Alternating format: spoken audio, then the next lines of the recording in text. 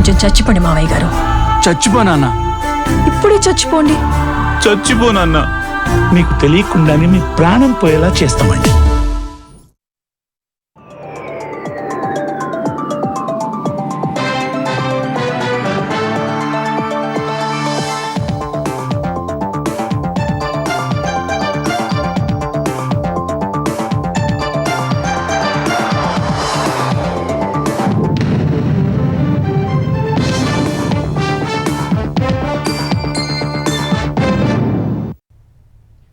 నమస్కారం, ETV news కి స్వాగతం. ముందుగా ముఖ్యాంశాలు. ఢిల్లీ కారు పేలుడులో 9 మంది దుర్మరణం, 20 మందికి గాయాలు. శక్తివంతమైన పేలుడుతో ఘటనా స్థలంలో భీతావహ పరిస్థితులు. NIA, NSG, Delhi crime branch దర్యాప్తు. జాగిలాలతో ఘటనా స్థలంలో గాలింపు. పేలుడుకు కారణాలపై ఫోరెన్సిక్ నిపుణుల విశ్లేషణ. హస్తిన పేలుడుపై ప్రధాని మోదీ ఆరా. ఘటనా స్థలిని పరిశీలించిన అమిత్ షా. ఆసుపత్రికి వెళ్లి బాధితులను పరామర్శించిన హోంమంత్రి. దేశవ్యాప్తంగా రెడ్ అలర్ట్ ప్రకటించిన కేంద్రం. అన్ని రాష్ట్రాలు, కేంద్రపాలిత ప్రాంతాల్లో విస్తృత సోదాలు. కీలక ప్రదేశాల్లో భద్రత పెంపు. బీహార్లో కొనసాగుతున్న తుది విడత ఎన్నికల పోలింగ్. ఉదయం నుంచే బారులు తీరిన ప్రజలు. ఢిల్లీ పేలుడు నేపథ్యంలో భారీ బందోబస్తు. జూబ్లీహిల్స్ లో ప్రారంభమైన ఉప ఎన్నిక పోలింగ్. సాయంత్రం 6 గంటల వరకు జరగనున్న ఓటింగ్. పటిష్ట నిఘా ఏర్పాటు చేసిన ఈసీ. నేడు ఏపీలో 50 ఎంఎస్ఎంఈ పార్కులకు శ్రీకారం. ప్రారంభోత్సవాలు, శంకుస్థాపన చేయనున్న సీఎం. 12,000 మందికి ప్రత్యక్షంగా, పరోక్షంగా ఉపాధి.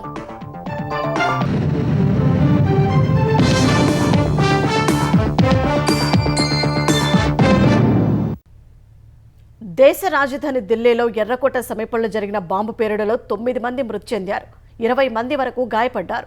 పేలుడుతో ఎర్రకోట మెట్రో స్టేషన్ వద్ద భీతావహ పరిస్థితులు ఏర్పడ్డాయి.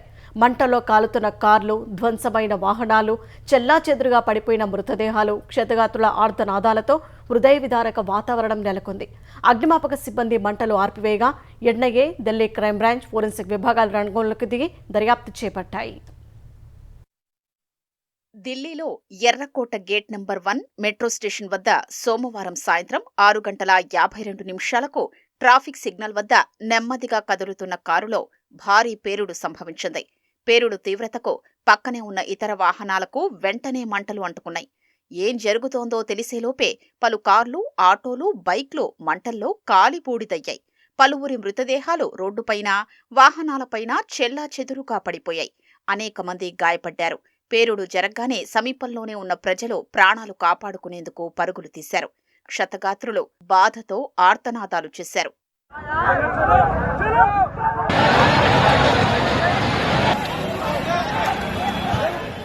పేలుడు సమాచారం అందుకున్న పోలీసులు, అగ్నిమాపక దళాలు హుటాహుటిన ఘటనాస్థలికి చేరుకున్నాయి. 10 అగ్నిమాపక శకటాలతో రాత్రి 7:29 మంటలు అదుపు చేశారు. అప్పటికే పలు వాహనాలు నామరూపాలు లేకుండా కాలిపోయాయి. కొన్ని మృతదేహాలు ఛిద్రమైపోయి భీతావాహ, హృదయ విదారక వాతావరణం నెలకొంది.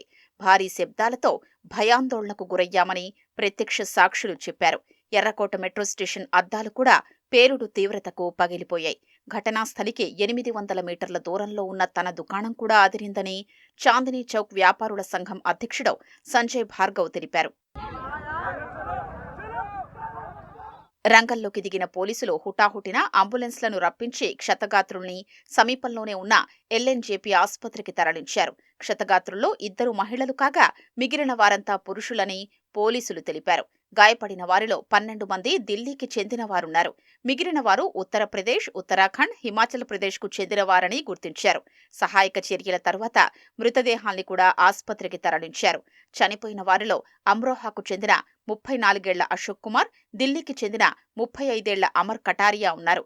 మిగిలిన వారికి 28 నుంచి 58 ఏళ్ల వయస్సుంటుందని పోలీసులు వెల్లడించారు. పేలుడు తర్వాత ఎగిసిన మంటల్లో 6 కార్లు, 2 ఈ-రిక్షాలు, 1 ఆటో కాలిపోయాయి. కొన్ని మీటర్ల దూరంలో ఉన్న వాహనాల అద్దాలు పగిలిపోయాయి. పేలుడు శబ్దం 2 కిలోమీటర్ల పరిధిలో ఐటీఓ వరకు కూడా వినిపించిందని స్థానికులు తెలిపారు. కారులో ఉంచిన పేలుడు పదార్థాల్ని దూరం నుంచి ఎవరైనా రిమోట్ కంట్రోల్ సాయంతో పేల్చి ఉంటారా అనే అనుమానాలు వ్యక్తమవుతున్నాయి. ప్రతి సోమవారం ఢిల్లీలోని పర్యాటక ప్రదేశాలు, మార్కెట్లకు సెలవు కావడంతో ప్రమాద తీవ్రత కొంత తక్కువగా ఉందని స్థానికులు చెప్పారు. सर आपका मेरा नाम है वलीद रहमान। जिस वक्त ये आवाज आई क्या जिस हुआ? टाइम आवाज आई धमाका हुआ तो मैं दुकान पे बैठ गई, पीछे मेरी दुकान है, यहीं पे दुकान है, यहीं पे तो मैं चेयर पे बैठा हुआ था। एकदम से अचानक इतनी तेज धमाका हुआ कि मेरे लाइफ में इतनी तेज मैंने अपनी आवाज कभी नहीं सुना। धमाके के दहल पे मैं 3 बार गिरा हूँ, उठाऊँ फिर गिरा हूँ, उठा से धरती फटने वाला है, इतनी तेज धमाका हुई है। ठीक है, तो मैं दुकान छोड़ करके एकदम से भागा। मेरे साथ भी बहुत सारी पब्लिक भागी, एक पे एक पब्लिक गिर रही थी। उस टाइम ऐसा लग रहा था कि हम कुछ पल में दूसरा धमाका हुआ था, हम मरने वाले हैं। ऐसा लग रहा कि हम बचने का चांस, ऐसा लगा कि मौत को मुंह से देख रहे हैं, इस तरह से नजारा था। तो मैं भाग करके साइकिल मार्केट में गया, वहाँ जा करके मैं एक कोल्ड ड्रिंक लिया। 2 बंदे को ने मेरे पे अच्छे से काबू किया, मेरे को समझाया कि हो जाए तो फिर मेरे को रिलैक्स मिला। फिर मैं दोबारा यहाँ दुकान पे चाबी ले करके, ये चाबी दुकान की, मैं चाबी दुकान बंद करके फिर आप घर जा रहा हूँ। मेरा नाम राजधर पांडे है। क्या हुआ सर, आप क्या बता पाएंगे कुछ? नहीं जी, हम कुछ नहीं, हम ये देखे, लपट देखा, हाँ। अपने छत से देखा, तभी मैं नीचे उतर के आया कि जरा देखो कहाँ है क्या, और तो पता नहीं कि किसी क्या। तरह की कोई आवाज आपने हाँ, सुनी? बहुत जोर आवाज आई, बिल्डिंग खिड़की हिल गई, खिड़की हिल गई। आपका घर कितना दूर है? ये रहा गुरुद्वारे के पास। పార్కింగ్ ప్రదేశంలో నిలిపి ఉంచిన కారులో పేలుడు జరిగినట్లు తొలుత వార్తలు వెలువడ్డాయి. తర్వాత ట్రాఫిక్ సిగ్నల్ వద్ద ఉన్న హ్యుందాయ్ i20 కారులోనే పేలుడు జరిగినట్లు పోలీసులు గుర్తించారు. ఆ కారులో 3 ఉన్నారని పోలీసులు తెలిపారు. అయితే గాయపడిన వారి శరీరంలో ఎక్కడా లోహపు తునకలు గాని, గాయాలు కానీ కనిపించలేదని, పేలుళ్లలో ఇది అసాధారణమని సీనియర్ అధికారి విశ్లేషించారు. మేకులు, రసాయనాలు, తీగలు వంటి అనుమానిత వస్తువులేవీ కనిపించలేదని, ఎలాంటి గొయ్యి ఏర్పడలేదని చెప్పారు. ఘటనా స్థలిలో ఆర్డీఎక్స్ ఆనవాళ్లు కూడా లేవని వివరించారు. అన్ని కోణాల్లోనూ దర్యాప్తు జరుగుతోందని పోలీసులు తెలిపారు. 6:52 पे एक यहाँ पे रेड लाइट पे एक स्लो मूविंग व्हीकल जो रेड लाइट की तरफ आके रुका था, उसमें एक ये एक्सप्लोजन हुआ है। उस वक्त गाड़ी के अंदर जो पैसेंजर्स उसके अंदर ही थे, और इस एक्सप्लोजन से जो है आसपास की गाड़ियों में भी क्षति हुई। जैसे ही इसकी खबर मिली, हम सारी एजेंसीज जो है, Delhi police, FSL, NIA, NSG, उनकी टीम्स यहाँ पे आ चुकी हैं और सिचुएशन को रेगुलरली मॉनिटर किया जा रहा है। పేలుడు జరిగిన ప్రాంతాన్ని ఢిల్లీ పోలీసులు తమ ఆధీనంలోకి తీసుకున్నారు. వెంటనే క్లూస్ టీంను రప్పించారు. పేలుడు జరిగిన వెంటనే కేంద్ర హోంశాఖ ఆదేశాలతో అనేక ఏజెన్సీలు రంగంలోకి దిగాయి. నేషనల్ సెక్యూరిటీ గార్డ్స్, NSG కమాండోలు ఘటనా స్థలికి చేరుకుని ప్రత్యేక జాగిలంతో ఘటనా స్థలం మొత్తం గాలించారు. ఆధునిక పరికరాలు కూడా తెచ్చి బాంబులున్నాయేమో తనిఖీ చేశారు. CRPF DIG కిషోర్ ప్రసాద్ కూడా ఘటనా స్థలిని పరిశీలించారు. NIA అధికారులు ఘటనా స్థలిలో పలు ఆధారాల్ని సేకరించారు. ఢిల్లీ పోలీసులకు చెందిన ఫోరెన్సిక్ సైన్స్ ల్యాబొరేటరీ బృందాలు ఘటనా స్థలిలో పడిన నమూనాల్ని సేకరించాయి. अभी हम यहाँ से एग्जामिनेशन कर रहे हैं, एग्जिबिट लिफ्ट कर रहे हैं, सैंपल लेबोरेटरी में जाएगा, उसके बाद ही कंफर्म होगा। एग्जामिनेशन के बाद पता चलेगा। कब तक इंतजार करना होगा? देखते sir, as soon as possible. పేలుడు జరిగిన Hyundai i20 car Mohammed Salman పేరిట హర్యానాలో నమోదైందని గుర్తించిన పోలీసులు అతన్ని గురుగ్రామ్లో అదుపులోకి తీసుకున్నారు. 7.5 క్రితమే ఆగ్నేయ ఢిల్లీలోని ఓఖ్లాలో దేవేంద్ర అనే వ్యక్తికి కారును అమ్మేసినట్లు అతడు తెలిపాడు. ఆ తర్వాత అతడు ఆ కారును అంబాలాలో వేరొకరికి విక్రయించాడు. అనంతరం పుల్వామాలోని తారిక్ అనే వ్యక్తి కొనుగోలు చేసినట్లు గుర్తించారు. అతన్ని గుర్తించే పనిలో పోలీసులు నిమగ్నమయ్యారు. పేలుడుకు ముందు కారు ఏ ప్రాంతంలో ప్రయాణించిందో, ఎవరు ఎక్కారో తెలుసుకునేందుకు సీసీటీవీ ఫుటేజీని విశ్లేషిస్తున్నారు. పేలుడుకు సంబంధించి ఎలాంటి అనుమానాస్పద విషయాన్నైనా గుర్తించి ఉంటే సమాచారం ఇవ్వాలని స్థానికుల్ని పోలీసులు కోరారు. ఆ లొకేషన్లో ఉన్న మొబైళ్ల డేటాను సేకరిస్తున్నారు. ఢిల్లీ సరిహద్దుల్లో ఉండే ఫరీదాబాద్లో కశ్మీర్కు చెందిన వైద్యుల ఇంట్లో 360 కేజీల అమ్మోనియం నైట్రేట్ ఆయుధాలు దొరికిన రోజే ఎర్రకోట వద్ద పేలుడు జరగడంతో దానిపై పోలీసులు దృష్టి పెట్టారు. ఢిల్లీ పేలుడుకు అమ్మోనియం నైట్రేట్ ఉపయోగించారా అనే కోణంలో ఫోరెన్సిక్ సైన్స్ ల్యాబొరేటరీలో పరీక్షలు చేసే ఫరీదాబాద్కు లింక్ ఉందో లేదో తేలుస్తామని పోలీసు వర్గాలు తెలిపాయి. ఎర్రకోట మెట్రో స్టేషన్ సమీపంలో పేలుడు ఘటనపై అన్ని కోణాల్లో దర్యాప్తు చేయాలని అధికారులను కేంద్ర హోంమంత్రి అమిత్ షా ఆదేశించారు. ఏ అవకాశాన్ని వదలకుండా విచారణ చేయాలని స్పష్టం చేశారు. ఘటనా స్థలిని సందర్శించిన అమిత్ షా పరిస్థితిని సమీక్షించారు. విస్ఫోటం జరిగిన వెంటనే ప్రధాని మోదీ అమిత్ షాకు ఫోన్ చేసి పరిస్థితిపై ఆరా తీశారు.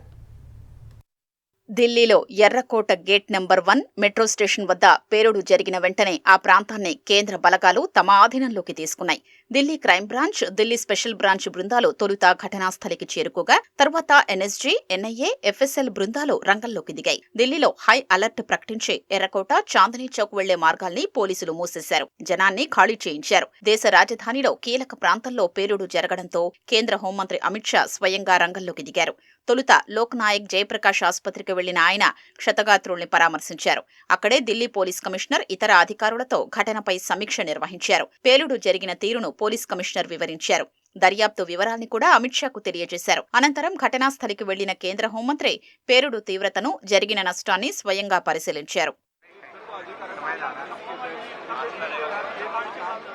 పేలుడు ఘటనపై అన్ని కోణాల్లో దర్యాప్తు చేయాలని అధికారుల్ని అమిత్ షా ఆదేశించారు. సీసీటీవీ దృశ్యాలతో పాటు ప్రత్యక్ష సాక్షుల నుంచి వివరాలు సేకరించాలని సూచించారు. అందుబాటులో ఉన్న అన్ని మార్గాల్లో దర్యాప్తు చేసి వీలైనంత త్వరగా నివేదిక ప్రజల ముందు పెడతామని అమిత్ షా చెప్పారు. लाल किले के पास सुभाष मार्ग ट्रैफिक सिग्नल पर I-20 हुंडई गाड़ी में एक ब्लास्ट हुआ है। ब्लास्ट की सूचना आते ही 10 मिनट में Delhi crime branch, Delhi special branch की टीमें स्पॉट पर पहुंची है। एनएसजी और एनआईए की टीम एफएसएल के साथ अभी गहन जांच करने का शुरू किया है। आसपास के स्थान के सभी सीसीटीवी कैमरा और बाकी सब चीजों की जांच के आदेश दे दिए हैं। सभी ऑप्शन की तुरंत जांच होकर नतीजा जो आएगा जांच हम जनता के सामने रखेंगे। విస్ఫోటనం జరిగిన వెంటనే కేంద్ర మంత్రి అమిత్ షాకు ప్రధాని మోదీ ఫోన్ చేశారు. పరిస్థితిపై ఆరా తీశారు.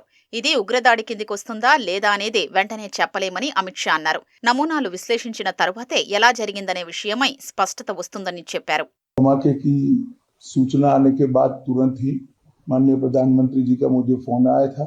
उसके बाद प्राथमिक इंफॉर्मेशन लेकर मैंने प्रधानमंत्री जी को भी ब्रीफ किया है। हम सभी एंगल्स को ओपन रखकर सभी दृष्टि से जांच कर रहे हैं। घटना किस कारण से हुई ये अभी कहना बहुत मुश्किल है।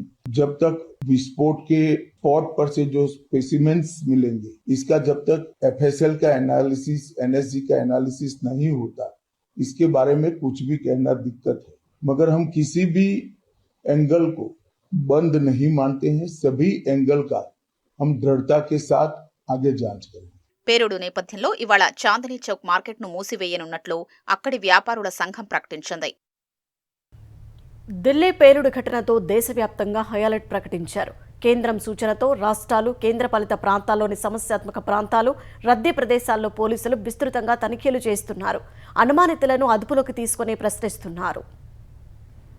ఢిల్లీలో జరిగిన పేలుడు ఘటనతో హస్తిన పోలీసులు అప్రమత్తమయ్యారు. పటిష్ట భద్రతా చర్యలు చేపట్టారు. ఎర్రకోట, చాందనీ చౌక్ వెళ్లే అన్ని దారులు మూసివేశారు. అనుమానితులపై దృష్టి పెట్టారు. ఢిల్లీ రైల్వే స్టేషన్లో భద్రత పెంచారు. ఢిల్లీ భద్రతకు సంబంధించి మొత్తం తన ఆధీనంలోకి సిఐఎస్ఎఫ్ తీసుకుంది. ఢిల్లీ మెట్రో, ఎర్రకోట, ప్రభుత్వ భవనాలు, ఐజీఐ విమానాశ్రయం సహా దేశ రాజధాని ప్రాంతంలో భద్రతను పెంచారు. ఎలాంటి వదంతులు నమ్మవద్దని ఢిల్లీ ముఖ్యమంత్రి రేఖా గుప్తా ప్రజల్ని కోరారు.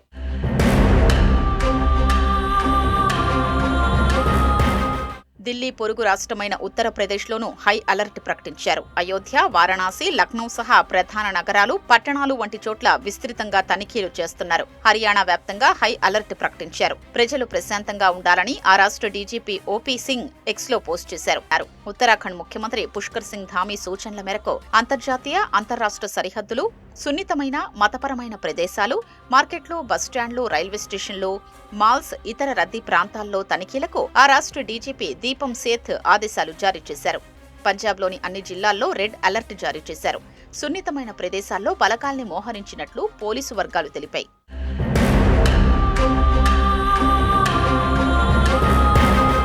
కర్ణాటకలో బెంగళూరు సహా పలు నగరాల్లో భద్రతా చర్యలు చేపట్టారు. అన్ని పోలీస్ స్టేషన్ల పరిధిలో చెక్పోస్టులు ఏర్పాటు చేసి అనుమానాస్పద వ్యక్తులు, వాహనాల్ని క్షుణ్ణంగా తనిఖీ చేయాలని పోలీసు ఉన్నతాధికారులు ఆదేశించారు. జమ్మూ కశ్మీర్ వ్యాప్తంగా విస్తృతంగా తనిఖీలు చేపట్టారు. సున్నితమైన ప్రాంతాల్లో భద్రతను మరింత పెంచారు. కేరళలోని తిరువనంతపురం సహా పలు నగరాల్లో ముమ్మరంగా తనిఖీలు నిర్వహిస్తున్నారు. మహారాష్ట్రలో హై అలర్ట్ జారీ చేశారు. ముంబై సహా ప్రధాన రైల్వే స్టేషన్లలో తనిఖీలు నిర్వహించారు. ఢిల్లీ పేలుడు ఘటనతో ఆంధ్రప్రదేశ్ వ్యాప్తంగా పోలీసులు అప్రమత్తమయ్యారు. హై అలర్ట్ ప్రకటించి ముమ్మరంగా తనిఖీలు చేస్తున్నారు.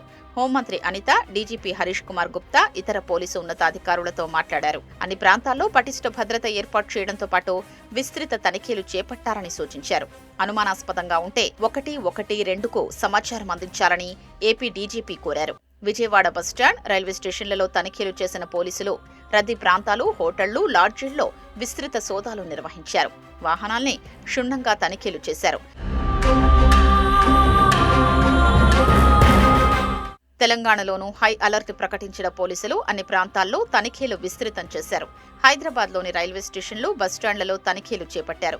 సికింద్రాబాద్ రైల్వే స్టేషన్లోని ప్లాట్ఫామ్లు, కార్ల పార్కింగ్తో పాటు రైళ్లలో విస్తృతంగా తనిఖీలు నిర్వహిస్తున్నారు. ఆర్పీఎఫ్, బాంబు, డాగ్ స్క్వాడ్ సహాయంతో పోలీసులు చర్యలు చేపట్టారు. ఢిల్లీ ఎర్రకోట వద్ద భారీ పేలుడులో మృతి చెందిన వారి కుటుంబాలకు రాష్ట్రపతి ద్రౌపది ముర్ము, ప్రధాని నరేంద్ర మోదీ, పలువురు ప్రముఖులు సంతాపం ప్రకటించారు. గాయపడిన వారు త్వరగా కోలుకోవాలని రాష్ట్రపతి ముర్ము ఆకాంక్షించారు. ఎర్రకోట పేలుడు ఘటనపై ప్రధాని మోదీ దిగ్భ్రాంతి వ్యక్తం చేశారు. హస్తిన ఘటనపై కేంద్ర మంత్రి రామ్మోహన్ నాయుడు విచారం వ్యక్తం చేశారు. పేలుడు ఘటనపై ఢిల్లీ ముఖ్యమంత్రి రేఖా గుప్తా ఆరా తీశారు. ఢిల్లీ హోంమంత్రి ఆశీష్ సూద్తో కలిసి ఎల్ఎన్జేపీ ఆసుపత్రిని సందర్శించిన ఢిల్లీ సీఎం క్షతగాత్రులను పరామర్శించారు. బాధిత ప్రజలకు అన్ని రకాల సాయం అందిస్తున్నామన్నారు. పేలుడుపై త్వరితగతిన దర్యాప్తు జరిపించాలని కాంగ్రెస్ అధ్యక్షుడు మల్లికార్జున ఖర్గే డిమాండ్ చేశారు.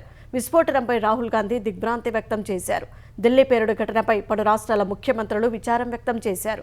ముఖ్యమంత్రి చంద్రబాబు, ఏపీ ఉప ముఖ్యమంత్రి పవన్ కళ్యాణ్, మంత్రి లోకేష్ తీవ్ర దిగ్భ్రాంతి వ్యక్తం చేశారు. ముఖ్యమంత్రి రేవంత్ రెడ్డి కూడా ఢిల్లీ ఘటనపై విచారం వ్యక్తం చేశారు. ప్రాణాలు కోల్పోయిన వారి కుటుంబాలకు బీఆర్ఎస్ నాయకులు సానుభూతి ప్రకటించారు. బీహార్ అసెంబ్లీ ఎన్నికల్లో భాగంగా తుది విడత పోలింగ్ కొనసాగుతోంది. ఉదయం 7 గంటలకు ప్రారంభమైన పోలింగ్ సాయంత్రం 6 గంటల వరకు జరగనుంది. బీహార్లో 243 స్థానాలు ఉండగా 20 జిల్లాల పరిధిలోని 122 నియోజకవర్గాలకు ప్రస్తుతం ఓటింగ్ జరుగుతోంది.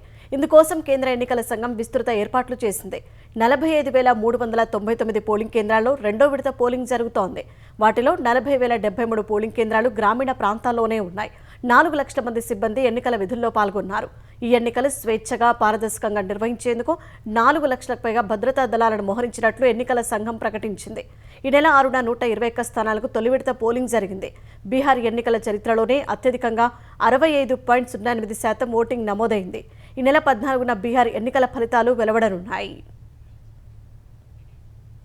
జూబ్లీహిల్స్ నియోజకవర్గంలో ఉప ఎన్నిక పోలింగ్ కొనసాగుతోంది. ఉదయం 7 గంటలకు ప్రారంభమైన పోలింగ్ సాయంత్రం 6 గంటల వరకు జరగనుంది. 3 ప్రధాన పార్టీల అభ్యర్థులు సహా 59 మంది పోటీలో ఉన్నారు. జూబ్లీహిల్స్లోని 139 ప్రాంతాల్లో 407 పోలింగ్ కేంద్రాలు ఏర్పాటు చేశారు. వాటిలో 5 మోడల్ పోలింగ్ స్టేషన్లుగా తీర్చిదిద్దారు.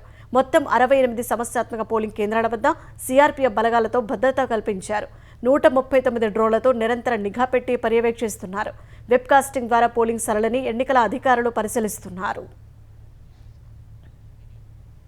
ఆంధ్రప్రదేశ్ వ్యాప్తంగా 17 జిల్లాల్లో 900 ఎకరాల విస్తీర్ణంలో 810 కోట్ల పెట్టుబడులతో నిర్మించనున్న 50 ఎంఎస్ఎంఈ పార్కులకు సీఎం చంద్రబాబు ప్రారంభోత్సవాలు, శంకుస్థాపన చేయనున్నారు. తద్వారా 12,000 మందికి ప్రత్యక్షంగా, పరోక్షంగా ఉద్యోగాలు రానున్నాయి. ప్రకాశం జిల్లా కనిగిరి నియోజకవర్గంలోని పెదఇర్లపాడలో 20 ఎకరాల్లో 7 కోట్ల వ్యయంతో అభివృద్ధి చేసిన ఎంఎస్ఎంఈ పార్కును ముఖ్యమంత్రి ప్రారంభిస్తారు.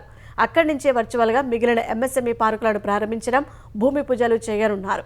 329 ఎకరాల్లో 134 కోట్ల విలువైన 15 పారిశ్రామిక పార్కులను సీఎం ప్రారంభించనున్నారు. వీటితో పాటు 587 ఎకరాల్లో అభివృద్ధి చేయనున్న 32 ప్రభుత్వ ఎంఎస్ఎంఈ పార్కులు, 3 ప్రైవేటు ఎంఎస్ఎంఈ పార్కులకు శంకుస్థాపన చేయనున్నారు. ఆయా పార్కుల్లో ఇప్పటికే పూర్తయిన 28 కంపెనీలను కూడా చంద్రబాబు ప్రారంభించనున్నారు. 25,696 కోట్ల విలువైన పెట్టుబడితో పలు సంస్థలు పారిశ్రామిక పార్కుల యూనిట్లను ఏర్పాటు చేశాయి. పుట్టపర్తి సత్యసాయిబాబా శత జయంతి ఉత్సవాల కోసం ఈ నెల 19న పుట్టపర్తికి ప్రధానమంత్రి నరేంద్ర మోదీ, 22న రాష్ట్రపతి ద్రౌపది ముర్ము రానున్నందున పటిష్ట ఏర్పాట్లు చేయాలని ముఖ్యమంత్రి చంద్రబాబు ఆదేశించారు. సత్యసాయిబాబా జయంతి వేడుకల నిర్వహణపై సచివాలయంలో ముఖ్యమంత్రి సమీక్ష నిర్వహించారు. పటిష్ట భద్రతా ఏర్పాట్లు చేపట్టాలని, పట్టణాన్ని సుందరంగా అలంకరించాలని సూచించారు. ఏర్పాట్లను పర్యవేక్షించేందుకు మంత్రుల కమిటీ పుట్టపర్తిలో పర్యటించాలని ఆదేశించారు. శ్రీ సత్యసాయి శత జయంతి ఉత్సవాలను ప్రభుత్వం అధికారికంగా నిర్వహిస్తున్నందుకు ఎలాంటి లోటుపాట్లు లేకుండా చూడాలని మంత్రులకు చంద్రబాబు దిశానిర్దేశం చేశారు. తిరుమల పరకామణి చోరీ కేసు దర్యాప్తులో భాగంగా సోమవారం పలువురు పోలీసులను సిఐడి అధికారులు విచారించారు. పరకామణి చోరీ సమయంలో తిరుమల 1వ పట్టణ పోలీస్ స్టేషన్లో పనిచేసిన SI Lakshmireddy, CI Jaganmohan Reddy, TTD విజిఓగా పనిచేసిన గిరిధర్ను విచారించారు. శ్రీవారి కానుకలు కాజేయడం ప్రభుత్వ సొమ్ము దుర్వినియోగం కిందకు వస్తుందని, దానికి సంబంధించిన సెక్షన్లతో కాకుండా మామూలు ఇంటి దొంగతనం సెక్షన్లతో కేసు ఎందుకు నమోదు చేయాల్సి వచ్చిందని ప్రశ్నించారు. ఛార్జిషీట్ వేసిన మరుసటి రోజే లోక్ అదాలత్లో కేసు రాజీ ఎందుకు చేయాల్సి వచ్చిందని అడిగారు. దొంగను దాతగా మార్చడానికి అనువుగా స్వామికి గిఫ్ట్ డీడ్ రిజిస్ట్రేషన్ చేయించాలని ఎవరైనా సూచించారా అని ప్రశ్నించినట్లు తెలుస్తోంది. కమాండ్ కంట్రోల్లో ఆధారాలు అదృశ్యంపై ఆరా తీశారు. కొన్నింటికి సిఐ సమాధానాలు ఇచ్చినట్లు తెలుస్తోంది. అవసరమైతే మరోసారి విచారణకు పిలుస్తామని సిఐడి బృందం చెప్పినట్లు తెలుస్తోంది. పునరాభివృద్ధి పనులు చేపట్టిన సికింద్రాబాద్ రైల్వే స్టేషన్ను వచ్చే ఏడాది డిసెంబర్లో జాతికి అంకితం చేస్తామని కేంద్ర బొగ్గు గనుల శాఖ మంత్రి కిషన్ రెడ్డి తెలిపారు. సికింద్రాబాద్ రైల్వే స్టేషన్ను సందర్శించిన కేంద్ర మంత్రి పునరాభివృద్ధి పనులపై ఆరా తీశారు. తెలంగాణలో 42,219 కోట్ల విలువైన రైల్వే ప్రాజెక్టుల నిర్మాణం జరుగుతోందని ఆయన చెప్పారు. సికింద్రాబాద్ రైల్వే స్టేషన్ వద్ద కొంత రోడ్డు విస్తరణ చేయాలన్న ఆయన ఇందుకు సహకరించాలని తెలంగాణ ప్రభుత్వాన్ని కోరారు. చర్లపల్లి రైల్వే స్టేషన్కు రోడ్లు అనుసంధానం చేయాలని సూచించారు. సికింద్రాబాద్ రైల్వే స్టేషన్ ఈ సంవత్సరం 25th లోపల మల్టీ లెవెల్ కార్ పార్కింగ్ పూర్తి చేయాలనేది మా ప్రయత్నం.